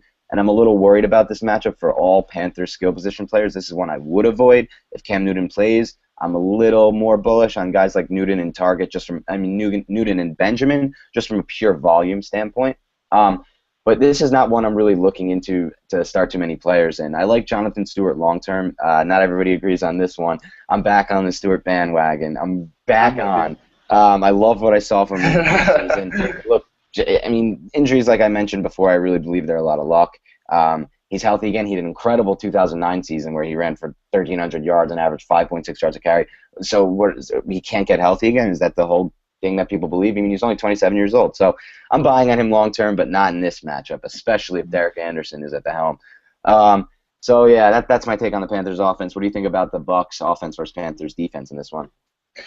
Yeah, well, I mean, obviously I'm pretty close to the Panthers. I write for Black and Blue Review, which is a Panthers site, like I mentioned. Yeah. So yeah, I would probably avoid. Actually, and you mentioned you'd avoid all Panthers players. I would typically kind of again. I mean, obviously you play guys like Doug Martin, you play guys like Vincent Jackson, but outside of that, I would kind of shy away from all your Buccaneers as well. I'm not really interested in throwing a Mike Evans out there. Or anyone really at the tight ends, or I'm not really looking to stream Josh McCown this week. That Panthers front seven, it's nasty, and I mean, they have some question marks in the secondary, but players like Antoine Cason, they're good scheme fits. Even Roman Harper, Thomas Dakoud, I think they could play better behind a front seven like this, which is at full strength. Greg Hardy's playing, Charles Johnson's playing, Star Lotulelei, even KK Short, all those guys, man. I mean, they're going to be after McCown all day, and I expect, especially if the Carolina's team, like I said, I'm close to them. I know them pretty well. They're the type of team that, when one side of the ball is weaker, like it's going to be with Derek Anderson. I expect the defense to kind of ramp up their performance. So I'm excited to see how that looks. And so yeah, I would tend to avoid all Buccaneers that aren't Vincent Jackson or Doug Martin, and I would even temper your expectations for a player like Doug Martin. Yeah, I think you touched on it great. I think just a point I want to get more into is the fact that people made a lot about this Panthers defense losing a lot this offseason and maybe taking a step back. But I think that they lose this really, right. I think they're really off there because the fact of the matter is that front seven is just so good. Even Short and Lotulelei, who people don't give enough credit to, had incredible rookie years, and they're going to be better in their second year. So I actually like the Panthers getting 3 in this one. I have no idea where the line's going to go if Newton's inactive or active, but regardless, even with Anderson, I think they're going to win this game just with that front seven against Tampa's O-line. Yeah, I think Anderson can play reasonably well enough to give them a chance. So yeah, I'm with you there. All right, getting into the Sunday night football game, we got the Colts at the Broncos. So I'll tackle the Broncos offense versus the Colts defense this one. Colts defense actually surprised me this preseason. They looked a lot better than I thought when I watched them. They really only added Arthur Jones. Their defensive line is a great player, of course. Good scheme fit as well in that 3-4. But aside from him, they didn't really add too much on the defensive end of the ball. So I'm very surprised at how they looked this preseason, but I don't know if it'll carry over the regular season. I think the Broncos offense will work fine without Welker here. I'm still interested to see what they're going to do, if they're going to use Cody Latimer as an outside receiver, kick Sanders into the slot, or if they're going to keep Sanders on the outside and kick Caldwell into the slot. I don't think they're going to move Latimer into slot regardless. But I think this matchup is a great one for guys like Julius Thomas, especially because I've seen a lot from this Colts linebacker corps over the years, and they're really not great in pass coverage. It's just not. It's a good matchup, I think, for Thomas. The one thing I'm interested to see is Demaryius Thomas versus Vontae Davis. Vontae Davis was one of the best corners in the league last year, according to Pro Football Focus. Their pass coverage grades. He's used to shadow a lot, so I think we'll see him on Demaryius Thomas a lot. Even though Thomas mostly plays the X, you don't really see him moving around the formation too much. So I'm interested to see that matchup. Demaryius Thomas is such a good player that I really wouldn't consider benching him at all. I just don't think he's as much of a top play this week as other people, as he might be in normal weeks. I do think this offense is going to eat. I think we're going to see a good performance out of Manning, Thomas, Sanders. I'm not sure if Latimer is a smart play, but one of my favorite backs this year was Monte Ball. I made some very big moves on Ball this year. I wrote a couple pieces on him, and I took him at 6th overall in the league, which people thought was crazy. I just really don't see much downside to Ball. I could be a little biased here because I'm a Wisconsin Badger alum, and I watched him play so well for a few years, but I think he's a better pass catcher than people think, and as I wrote about in my article, he's a much better pass blocker than people think. He finished as the 18th best on a per snap basis, the 18th best pass blocking efficiency back according to Pro Football Focus last year. He really didn't blow that many pass protection, so that's a very overblown storyline that I don't think has much basis to it. As far as pass catching goes, he may not be the best pass catcher, but in that offense, it's made very easy for the running backs to catch the ball because the defense is really set up to defend the receivers. So I think he's going to have an incredible first game. Really, I think he's going to have a top game, and I'm really excited to see Ball take the field. What are your thoughts on Colts offense versus Broncos defense? Yeah, I think this Denver defense is going to be much improved. They added DeMarcus Ware. Von Miller should be back healthy. They have some improving players, at the defensive tackle spot. Malik Jackson is really kind of an underrated inside pass rusher. And this is a bad Colts offensive line. And let's not forget they also added T.J. Ward and Aqib Talib in the secondary. So that's going to be right. That's going to be some pretty big boosts back there as compared to what they were working with last year. I'm interested to see the Colts offense. I had to do their training camp reports for football guys this year, so I watched all their preseason games and read a lot of their reports, and we'll do passing game first, and so we can start off on a good note. Luck, I think he can have a pretty reasonable week. He can get you a few points, but I would kind of temper expectations. I don't think he's going to tear it up. I probably wouldn't, at his prices, I probably wouldn't play him as a daily target this week. I think that Broncos pass rush is going to get after him. That offensive line is really poor. I would expect, especially Malik Jackson I mentioned is kind of underrated. I think he can really put some pressure against those guards and center, which is just kind of a mess right now. And I'm not really too excited about playing any of the Colts receivers this week. I think they're going to kind of spread the ball around. I'm not the biggest T.Y. Hilton fan, although I think he could maybe score on a long pass this week, but I'm not really. I don't really have him on a lot of teams. I didn't really draft him at his price. Maybe Talib is going to take him away a little bit. He's not quite a shutdown corner, but he's a physical guy, and Hilton's kind of a smaller player. Wayne, I want to see him. I like Wayne this year. I just want to see him play, coming off that torn ACL for an extended period of time. And Knicks, there's been kind of up and down reports. I just think they're going to kind of all cancel each other out. I am excited about Dwayne Allen this week at tight end. I think he's a good player, and they're really, really high on him there. I know their offensive coordinator, Pep Hamilton, called him RoboCop at one point. Really talking about just what an exciting player he is and everything. So the passing game, I'm not really high on anyone. I think the unit as a whole could be good, but not totally convinced that there's gonna be one dominant player that I can say for sure. And as far as the running game goes, I'm not messing around with Trent Richardson. I want to actually see him play well for a stretch of even a few plays before I'm convinced. Yeah, he was a really great player coming out of college, there's been all those cute practice reports about, ooh, he's picking up the offense and everything, but we have not seen it on the field yet, and I don't think we're going to see it on the field this week. Yeah, just to wrap this up, you touched on 4 great points that I want to bring up again, just because I think they're really important for people to know. One, that this Colts offensive line, the interior line, is a mess.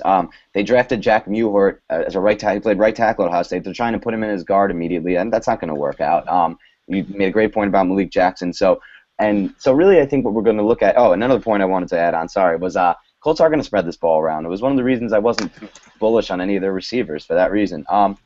So I think that we're looking at Broncos minus 7.5, and I got Broncos minus 7.5 in this one. I really want to get after this one. This is a game I'm not going to say I bet, but this is a game I would bet if I did bet. So I like this matchup. I like this game. Who do you got? Broncos minus 7.5, Matt. I'm pretty confident in the Broncos. Cool. Even at that spread. All right, let's wrap up with the 2 Monday night ones real quick because this is obviously our first time. We may be going over a little bit, but we'll wrap up with these two, get into some injury news, and then answer your questions. So we've got the first one is Giants at Lions. This one, I'll take the Giants offense first. Everybody's pretty much an interesting parallel I actually drew to a little while ago on Sportable was that people are kind of treating the Giants offense this season in fantasy like they treated the Chargers offense last year in fantasy. So right before the year, everyone was worried about that offense. No one drafted Ryan Matthews. No one drafted Phillip Rivers. No one looked into the receivers at all.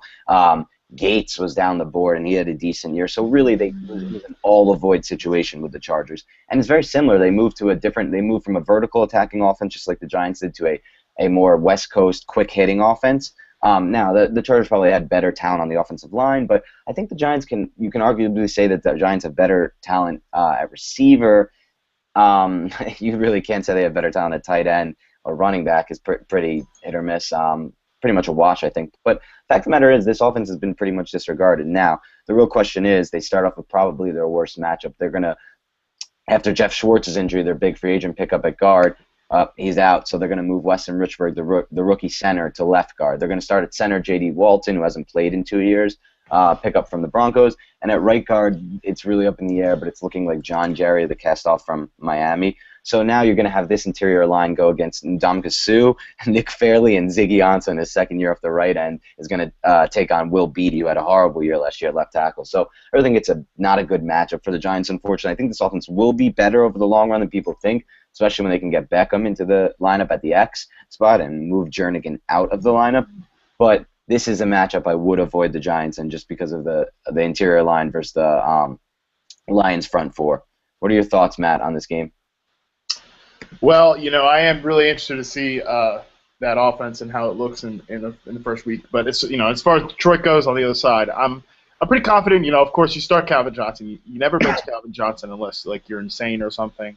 I think Matthew Stafford could have a nice little matchup, and I'm excited about the running backs this week. I don't know if that Giants front seven is going to be able to stop the run. They added some nice secondary pieces. They added some nice they have some nice defensive pieces all over the place, but I'm not really convinced that it's going to, Reggie Bush, Joyke Bell, there's such good receivers out of the backfield that I think they're, especially in PPR leagues, they're going to be really good plays, especially Bell. I like Bell a lot. I actually kind of like him a little bit better than Bush, especially at what their prices usually are.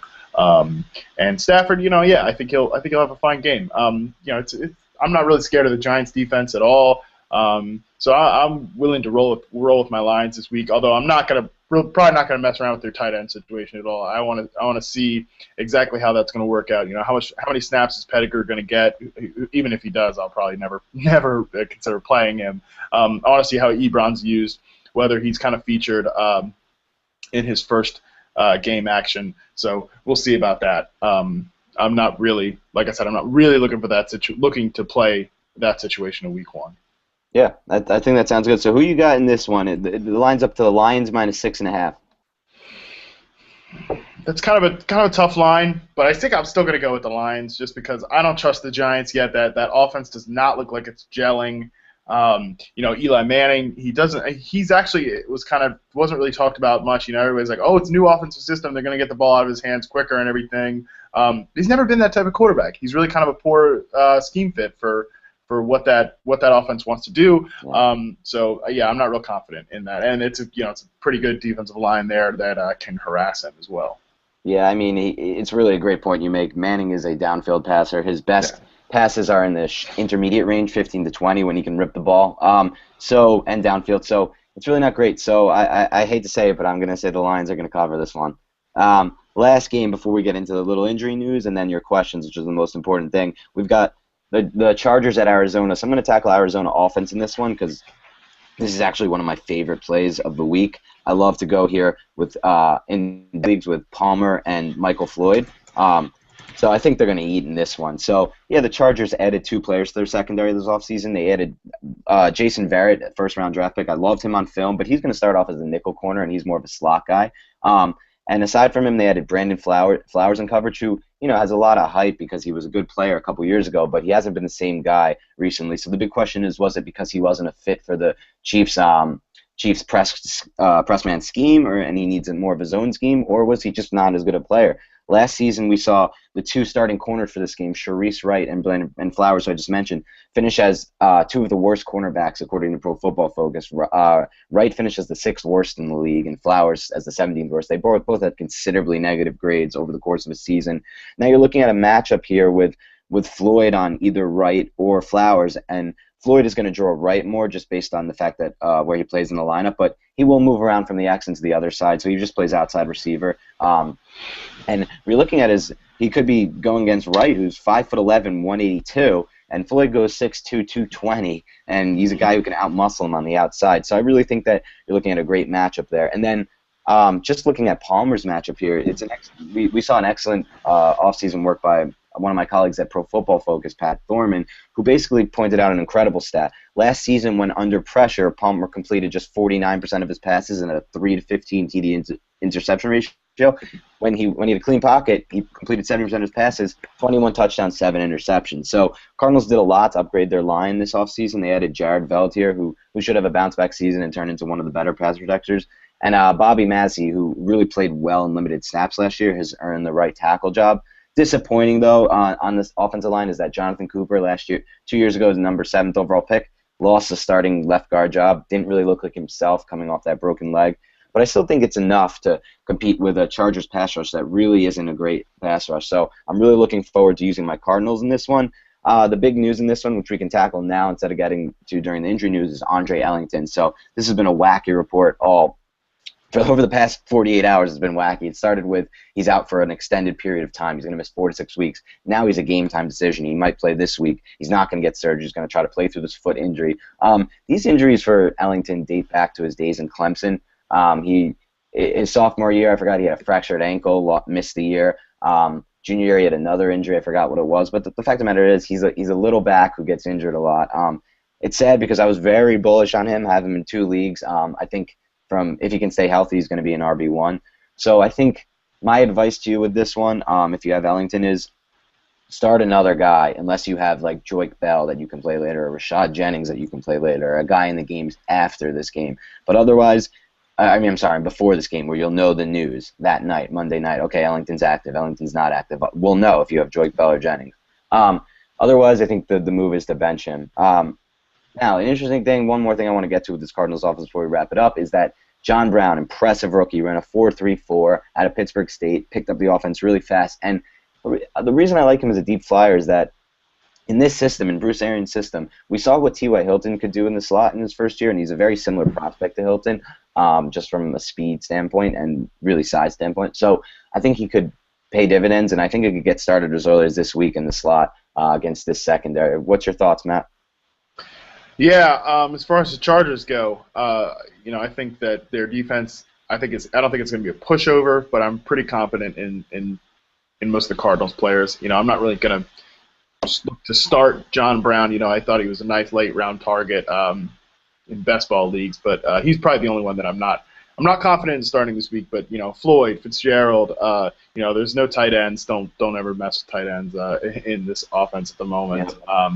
And Carson Palmer, yeah, I'm cool with rolling with him. And yeah, I have Andre Ellington. I like I said, I went pretty zero running back heavy this offseason.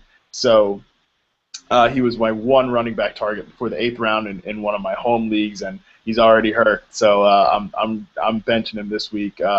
Kind of rolling with a guy like Bernard Pierce instead.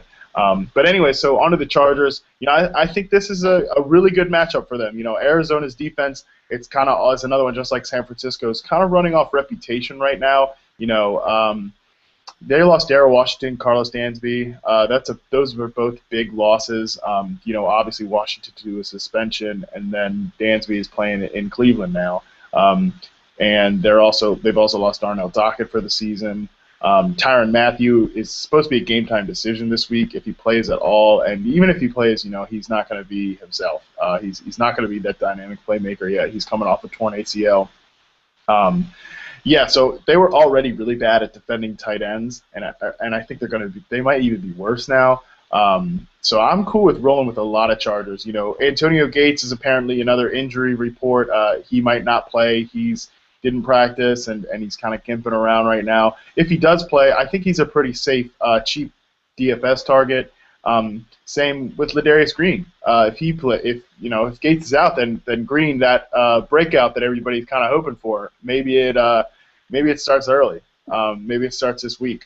And I think one of those guys is going to have a really nice game, or maybe even both of them against this defense that's just so bad at defending tight ends. I think if Gates plays, he's kind of the safer one. Rivers definitely really trusts him. And I think Rivers could have a good week. I'm not real scared of that Arizona secondary. Peterson, he's a great player, but he can be had a little bit. I'm not too worried about him just erasing any receivers. None of their other guys really. Like I said, Matthew is not going to be himself. Deion Buchanan, their first-round pick, he's not really a coverage guy. And Antonio Cromartie, he looked pretty done at times last year, and I mean like done. So I think Rivers can have a really nice game. I'm excited about Keenan Allen this year. Like I said, he's going to go against Patrick Peterson, but I still think he can. He's the type of guy he's not really like a big downfield threat or anything. He's more of just such a really great, quick route runner that I think he can still give you a pretty reasonable floor. I don't think he's just going to get shut out completely. I'm okay if he's probably one of your best wide receivers on your roster, so I don't think you bench him this week, even with the Peterson factor. And their running backs, I was really high on Matthews this year. If he stays healthy, which he did all last season for the most part, I think he's going to be a good RB2. And I start him against this defense because it's not, like I said, it's not some stifling front seven like it could be. And Danny Woodhead, I think you go in PPR leagues, you always kind of roll him out there, and I think he gives you a safe floor. Yeah, so we've got Cardinals -3 at home. This one's tough for me to pick just because I really like what you said, and I agree with this. Cardinals' run defense is beat up, and even against the pass, they're not looking too great. So I'm still going to go with the Cardinals here. I think it's going to be kind of a back-and-forth game. Last possession wins, and I just think that Palmer will be able to move it on this defense at the end. Who's your take? Who's your team? Yeah, I'm actually going to go Chargers. So I'm going to take the inside. All right, now let's get into a little bit of injury news. We touched on the Ellington thing, but we'll wrap up a little injury news and then get to the questions. So the first one I want to take is the Gronkowski thing. So throughout the week, we first started with Gronk reporting that he will play. Then Belichick's backed off those comments. Now, the most recent report, which I think is probably the most accurate, is that he's going to play on a limited basis. So in my opinion, I think you have to start Gronk no matter what, even if he plays on a limited basis. This came up earlier to me last season when Jimmy Graham had these reports of playing on a limited basis. I made the mistake of benching Graham. Graham comes in, plays 13 snaps. Yeah, like an idiot. Graham comes in, plays 13 snaps, scores 2 touchdowns, and I haven't looked back since then. Gronkowski's the type of guy who has scored 47 touchdowns in 50 career games, which is one of the most insane stats I think that I've read over the past few months. So it's not a guy I can bench if he's going to play even limited snaps. So that's the take on that. You have any thoughts to add on that? Yeah, if he's, I'm a big elite tight end guy, so I took, Graham, Gronk, Cameron, all those guys. Julius Thomas. So I have Gronk plenty of times, and I'm rolling him out there every single time. It doesn't matter if he's going to play. Like he could play 5 snaps and score 2 touchdowns. I mean, that's just the kind of dominant red zone player he is. There's no way Gronk should be on anybody's bench this week. I know Belichick, kind of backed off those comments, but what do you expect from him? That's just the way he is. Of course, he's going to go out there, say the whole, well, we'll do whatever is best for the team, and Gronk. Well, yeah. So you're going to be fine. You roll with Gronk. Yeah. We've got what else have we got going on in injury news right now, Matt? Well, there's the Ellington one and the Newton one, which I think we pretty well covered. Yeah, we covered that one. I was going to say. Yeah, I think we're both in agreement. You probably don't want to. I'm not really going to roll with either players this week. Quarterback, I think it's such a deep position that even last minute, if you're in an emergency, you don't even have a backup for Newton. You can find somebody on the waiver wire, maybe Geno Smith or even Ryan Fitzpatrick against a bad defense, that you could roll in and be safe if you're going to be without Newton, or if you're even going to be with Newton on a limited basis. If they're going to play him, it sounds like they're really cautious. Right. So I don't think he's going to be getting those goal line attempts or anything that make him such a great play. Yeah, not too much else from an injury standpoint, except for the fact that Garrett Graham was ruled out in the Texans game, and I think this adds for an interesting deep play in a daily league of C.J. Fedorowicz, the tight end, who's now going to start in Graham's place and probably play close to 90% of the snaps. As we mentioned before, Redskins have serious problems at linebacker, and at safety, the problems are probably even deeper. Looks like they're going to be starting Bakari Rambo at safety now that Merriweather's out. Merriweather wasn't good in the first place. That's a mess there, and I loved Fedorowicz coming out of college. He was one of my favorite prospects. This is a guy who just really wasn't used that much in Iowa, but when he played, he made incredible catches and showed incredible, really, agility. His 3-cone was unbelievable. That was what really stood out for me. 40 more of a 4.76 guy, but the fact of the matter is he's big. He reminds me a lot. What he really reminds me a lot, and it's crazy to say, is a little bit of Gronkowski in him, a poor man's Gronkowski. I was huge on Fedorowicz. I thought that when Bill O'Brien drafted him, Bill O'Brien knows tight ends more than anyone else. We obviously have seen who he's developed over the years. Even right now, the guy Jesse James at Penn State, who's just killing it, and he was a nothing prospect that Bill O'Brien just molded. So I think that Fedorowicz is an interesting play this week at tight end. He's probably the minimum on FanDuel and DraftKings. So that's the last injury news I'd get to. You want to get to these questions now, Matt?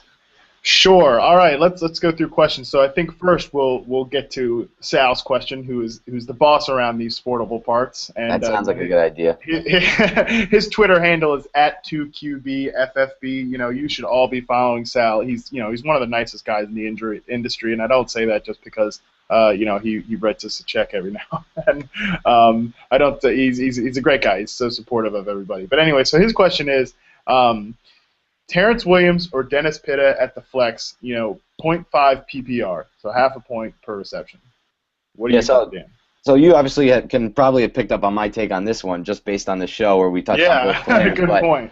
I don't like Williams. Even in this matchup, I don't really like him, especially because Tremaine Brock tends to play left cornerback more, and he's the Niners' best corner, so I really think he'll shut him down. And as Matt mentioned, this Pitt is going to be the second option in this offense, this Kubiak offense, and he's going to get a lot of targets. And in a PPR league, I think this is an easy call for me. I go Pitta. Matt?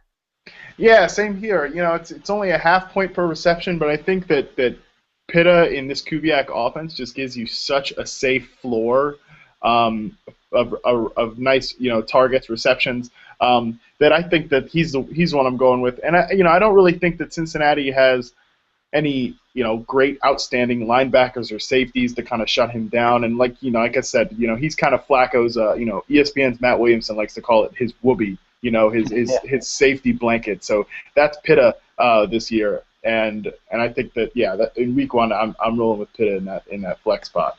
Cool. Moving on to our next question from Timothy Evans at BallisTim on Twitter, and he asks us, Kelvin Benjamin or Darren Sproles flex in a 12-team PPR. Yeah, so I mean, for me, I'm going to probably go against the grain here, and I'm going to say Sproles. I hate to say it, this seems very unorthodox here. Most people, I bet, would tell you Benjamin, but with this news on Cam Newton, I'm really not sure what Benjamin's role is going to be with Anderson. Anderson's probably going to target him just as much, but I'm really a little bit worried about Werner on Benjamin with Anderson as a as a backup QB in there. I really like Sproles in this matchup. I think he's going to get a lot more work than people think. Polk is still injured. Polk might not be even being active for this game. So really, who are the Eagles going to trust as their next back after McCoy? And I think it's going to be Sproles, and I think they're going to get an early lead, and Sproles is going to get a lot of work. So I'm going to go Sproles here, outscoring Benjamin. We'll look next week how stupid this one was. Matt? Yeah, I'm gonna go with Benjamin. I'm gonna go the other direction. Oh, I think Sproles. He's a good. Yeah, I do agree with you that he's gonna be used more than people think. He's the type of player that just, they acquired him to use him. They knew he was going to get released, and Chip Kelly gave up a pick for him. I think he's going to get used. But I still go with Benjamin just because he has that incredible touchdown upside. Let's not forget that Derek Anderson actually was the one who threw Kelvin Benjamin his preseason touchdown, and he really, just showed the confidence to just loft it up to him. Benjamin and Anderson have really actually had a lot of time, with Newton kind of nursing injuries all offseason. They've had a lot of time to develop a little chemistry too. And I think if we know one thing about Anderson, that he will just toss passes up there. He will just throw it up for big wide receivers. We've seen him do it with Larry Fitzgerald and Braylon Edwards at times during his career. Just loft it up to his best guy and let him go get it. I really do expect Benjamin. I think he'll get a touchdown this week. And I'm not. That's just the kind of player he is. He's just a big red zone target. He's 6'5". He's massive, and even Werner, he's not necessarily a massive corner himself. I think that. He had a good year last year, but before that, he was kind of a guy that Tennessee wanted to phase out of the lineup, so you have to wonder if it's a little bit of a contract year sort of thing. You think he's a good fit as a cover 2 corner in Lovey's system, but he's not a guy who's just going to erase such a physically imposing player like Benjamin, who I wrote plenty about a couple, this beginning of this week for Black and Blue Review. That's really hard to say, too. blackandbluereview.com. About how much Benjamin has shown in the preseason. So I'm high on him this week, and I'm high on him for this season. So I think, Tim, you go with Benjamin, but Dan thinks you go with Sproles. So just decide which one of us you trust more. Whoever made the better argument there. Yeah. All right. So another question we have from Nate Smith, what_A_Nate on Twitter. He's a guy who's actually followed me for a really, really long time, so I'm glad we get to answer his question here. What is Cam Newton's status? Will he be a game-time decision? I have Cutler as a backup, but they play at 1, whereas Newton plays the later game. I think we've kind of covered this pretty extensively. You go away from Cam Newton this week, even though he is usually such a good fantasy option. I'm going to be safe and put him on the bench. Especially if you have Cutler as a backup. I mean, I think we've talked about this a lot, that this Bears offense could have quite a good week against the Bills. I expect Cutler to score plenty of points, so I think you're completely safe with even if you were just going to play the matchup in general. I might have even considered putting Cutler in ahead of Newton against the Bucs defense. So I think you absolutely, Nate, I think you take Newton out of your lineup and put Cutler in, and I don't think you really worry that much about it. Yeah, to me, this is a knockout. It's Cutler over Newton. Even if Newton was healthy, I would say Cutler over Newton just based on the matchup. So I think you're in great hands with Cutler as a backup. And I think you might be surprised to find that he may be your QB1 for this year. So keep an eye on that. Yeah, probably something maybe you could work a trade at some point. Definitely. So that's a pretty clear one. And last question we got, and this was actually not on Twitter, it was on the YouTube comment page, which you can submit questions to as well. Rolling out a lineup of Sean Hill, Monty Ball, Jamal Charles, Des Bryant, Roddy White, Marquise Lee, Julius, and Greg Zuerlein, the Rams kicker, and the New York Jets' defense and special teams. What are your thoughts? So, Dan, do you have any takes on that? Yeah, I mean, I think we touched on a lot of these players throughout our hangout, but I think that you're in good hands. You have a couple great matchups. I really like the Ball matchup. I think that Lee is somebody that interests me from that lineup because I think that he could end up having a better game than people think. Just once the Jaguars get him over, they're going to have to throw the ball. Those are my two main takes on those guys, besides from what we've said in the podcast. Matt, you want to tackle this one a little better than that? Yeah, Sean Hill. I think he'll have a good week this week. I mentioned that the Vikings defense, it's in good hands with Mike Zimmer now, but I think it's going to take a little time to gel. We might not see that in week 1. I think Sean Hill's a pretty safe quarterback option this week if you're streaming the position, which it sounds like either this might be a daily lineup. I'm not sure. Right. But yeah, I think Hill's a good bet in daily leagues or if you're streaming this week. Monty Ball, I expect him to I'm not nearly as high on Ball as Dan mentioned earlier. I'm actually was kind of low on him as opposed to most around the industry, but I expect him to just rip apart that Colts defense. You know, they're missing their best player in Robert Mathis, and I think it's going to be good all along the line for Denver. So I expect Ball to have a good game. Charles is probably everybody's number one running back this week against Titans defense, so that's a knockout. Dez, I've already mentioned, he'll be just fine against the Niners corners.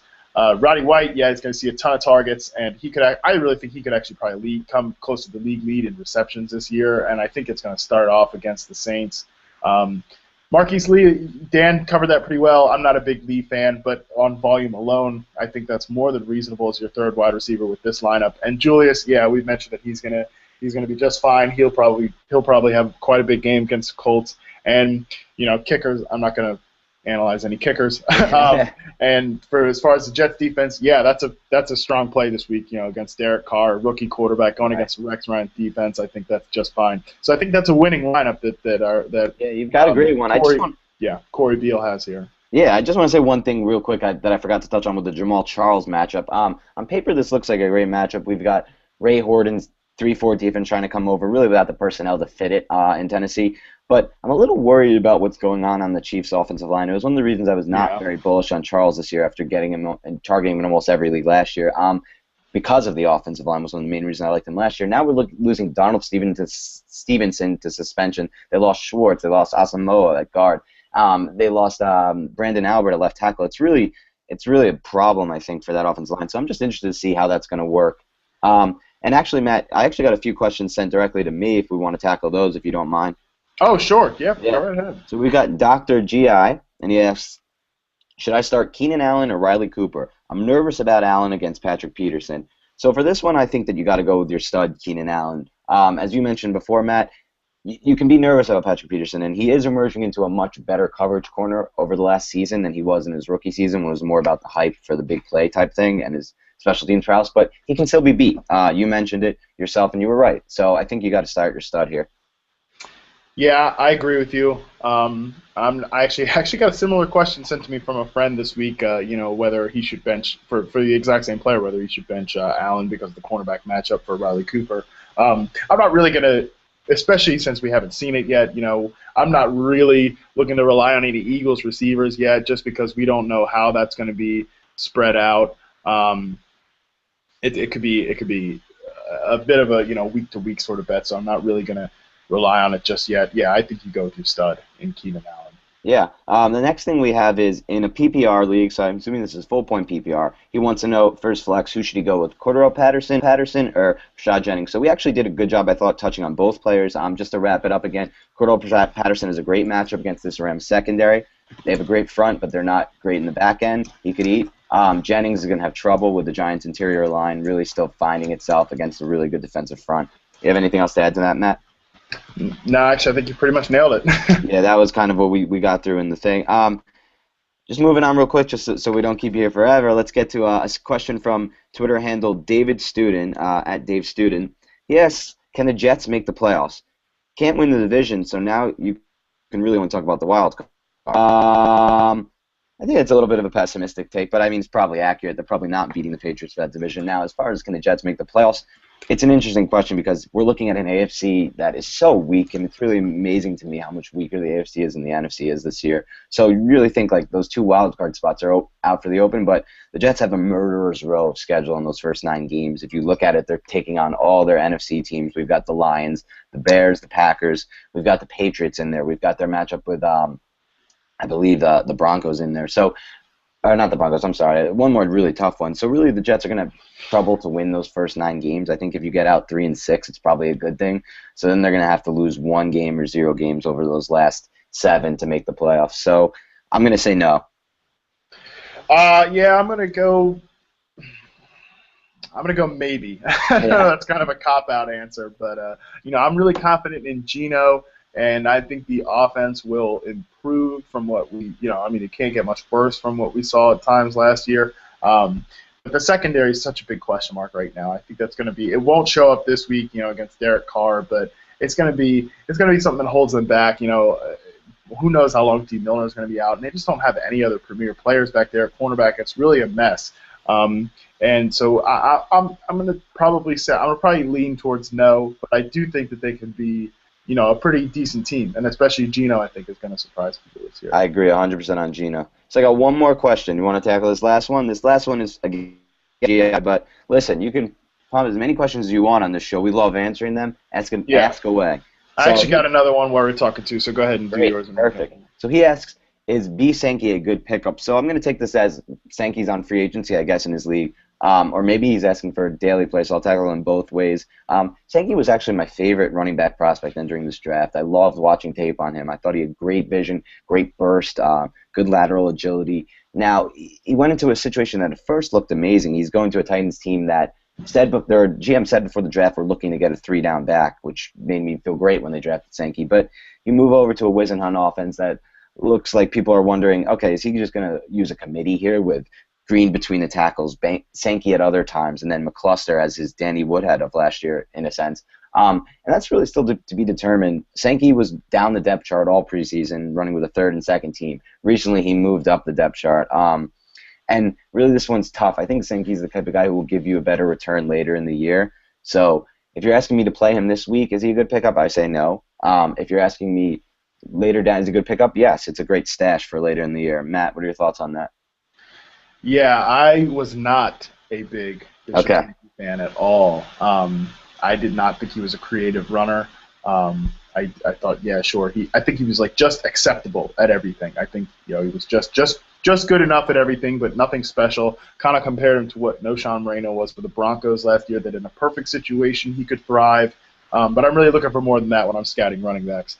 So I was not a big Bishop Sankey fan coming into the year. And once it seemed like he was not going to just take over that job, yeah, I was pretty much selling in all formats on Sankey, especially at what his ADP was. I mean, he's not a guy that I would look to play in DFS this week because we just don't know what his role is going to be, and he's not somebody that – I mean, you could stash him on your roster, sure, that's fine. I'm okay with that, but there's just no clarity on that situation right now, so I'm not excited about him. I'll just put it that way. And I even if he gets an opportunity, I don't think he's the type of guy who's just going to pick up and run away with it. Yeah, that's fair. All right, let's get to the next question you've got. Yeah, so last one I got, and this actually just came in while we're talking. I need one running back and one flex for PPR. Doug Martin, Torrey Smith, Ben Tate, Shane Vereen. Was leaning Smith and Tate, but I'm unsure. So this is a tough one. That's a pretty, it must be kind of a lesser team league. It's plenty of good players to choose from. So what do you think, Dan? And I'll come after you. You want to name those players again for me real quick, Matt? I didn't Sure.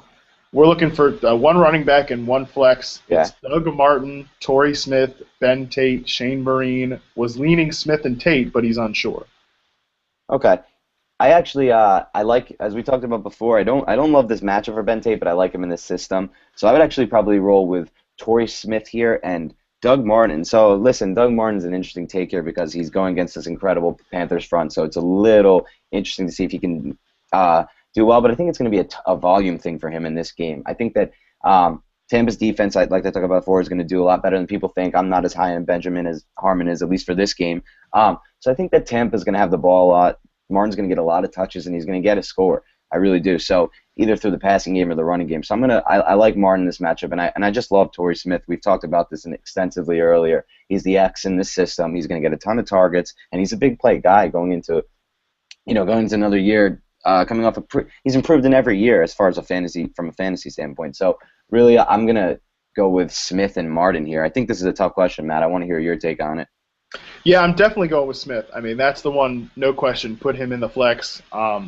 He's your only receiver there, so it just makes complete sense. Put him there. I love Smith this year. I was really, really bullish on him in drafts, and I think he could put up low-end wide receiver one numbers this year. And I think he's going to be an every week play. I get a lot of questions about just in general whether I'm debating him against Smith.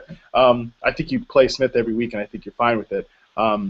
He's just going to get peppered with targets. And as for the running backs, I'm actually going to just take a little bit of a different approach from Dan, and I'm going to go with Shane Vereen in the running back spot. Since it's a PPR league, and Vereen actually really there was one game where they faced the Dolphins, who have just porous linebackers, and he just really worked them in coverage.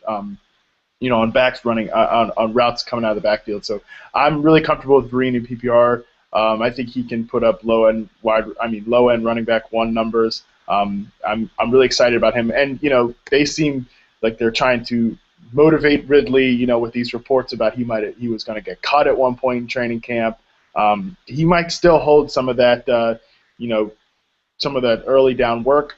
I'm sure he will. James White's going to factor into the mix, but I think Shane Vereen's the guy they trust. It seems like they are really excited about him, and he might actually get a few more opportunities as a rusher than we're used to seeing. So for this week against what I think is a really good matchup against some bad Dolphins linebackers, I am excited about Vereen. So I think he's the one that you put there. Martin's Martin's a really good player, but I think you can bench him for Vereen this week. Sounds good. So I think that's all the questions we have. Pretty good turnout for our first week. Yeah, definitely. I was happy with all the questions. Definitely a few technical difficulties on our end earlier, but we'll get those cleaned up for next week. We're only going to get better and better at this. This is obviously our first time doing the Hangout, so I hope you enjoyed it. Come back every week. Throw your questions. We'll answer everything. Matt, anything else to add to that? Yeah, just to kind of wrap it up, remember that this show is brought to you by Sportable. You can follow them on Twitter at SportableNFL. They're a great up-and-coming website that Dan and I both write for. Really just great group of guys there. I mean, some real heavy hitters that are out there in the industry that you can follow, writing cards and everything. They got a great podcast too with Adam Pfeiffer and John Kerwin that comes out every week. Sal's doing a great job there, and if you're not on board yet, you got to get on board with Sportable.